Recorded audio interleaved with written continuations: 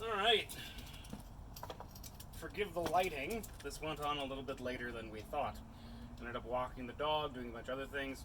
Like I said on the post online, if you cook it right, you can just leave it in the bath for as long as you need to. If something comes up, go on your merry way and take care of it.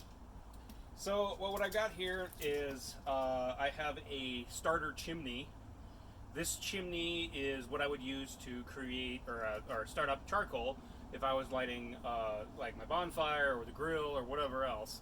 But it works really well because you get some very intense heat, all fluxed upward. And so you have this very, very warm cooking surface at the top. The whole point here is that we want to sear as quickly as possible, okay? Now I've filled this up arguably too full. You can see there's a lot of these big blue flames up on the top of here. You know, you could do half of a chimney and you'd probably be fine, but I'm going to dump this into my bonfire afterwards and get that rolling. So that's why I did it real big. These are going to go very fast.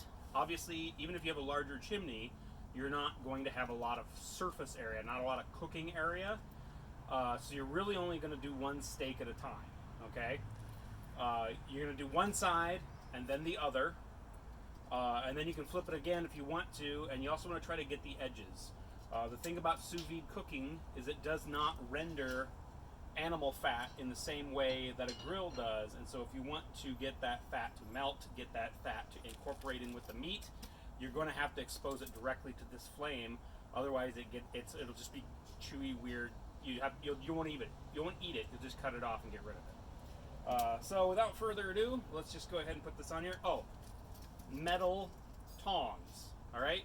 If you're doing this inside, I don't care. Use silicone. Doesn't matter. In this situation, I have had silicone tip tongs bubble up and get destroyed on me. So always try to use metal tongs when you're dealing with something this hot.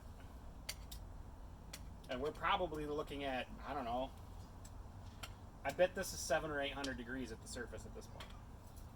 Hopefully we'll get a nice sizzle. Okay, it is less important in this situation than if you're doing it inside. But make sure that your steak is as dry as possible. Pat it dry with paper towels because steam is the enemy of a good sear. So you want to make sure that they are dry. Wow, this is really going. I'm going to have to flip this already. Whew.